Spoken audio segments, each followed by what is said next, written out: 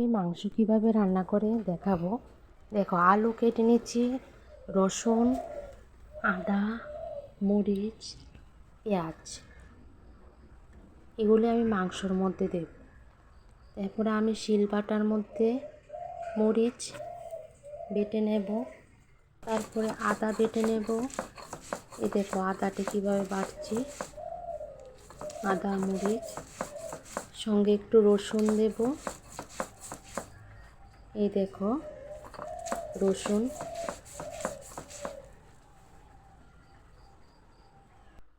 এরপর মাংসটা ধুয়ে একটা বলে নিয়েছি।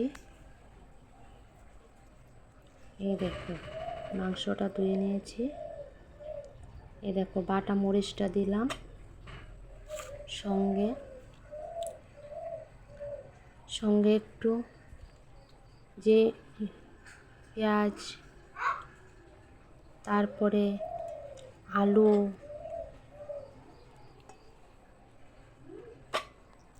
তারপরে রসুন, এই দেখো রসুনগুলি দিলাম। ওই দেখো আস্তা রসুন দিয়েছি, কেউ যদি ভালো লাগে দিতে পারো, আস্তা পেঁয়াজ দিতে পারো, খেতে ভালোই লাগে, আমার ভালো লাগে। এই দেখো লবণ দিলাম স্বাদ মতো,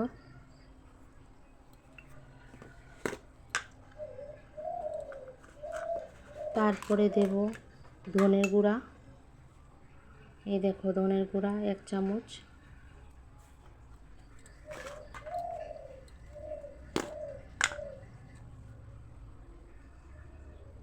ধনের গুঁড়া, জিরার গুঁড়া দিয়ে দিলাম।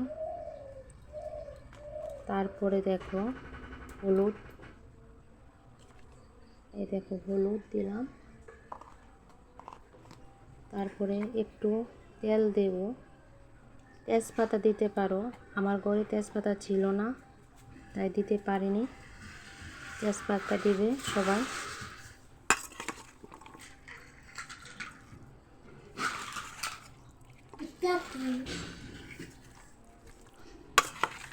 দেখো চামচ দিয়া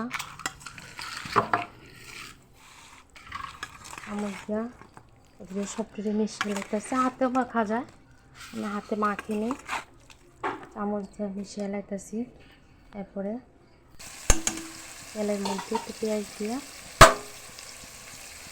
দিলাম মাংসগুলো দেওয়ার পরে তারপরে কষানো হবে। দেখো মাংসটা দেখতে খুব সুন্দর দেখাচ্ছে, খেতেও ভালো লাগছে। এভাবে রান্না করে খাবে। এই দেখো কষানো হয়ে গেছে মোটামুটি প্রায়।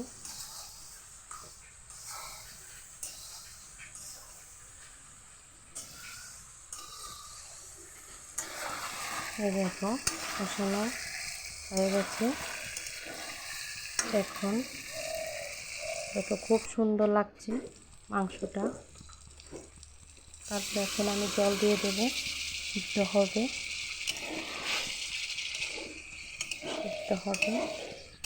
যদি আমার ভিডিও কেউ ভালো লাগে, এই দেখো মাংসটা শেষ পর্যন্ত কেমন হলো, দেখতে খুব সুন্দর হয়েছে। আমার ভিডিও যদি কেউ ভালো লাগে তাহলে সাবস্ক্রাইব করে দেবে।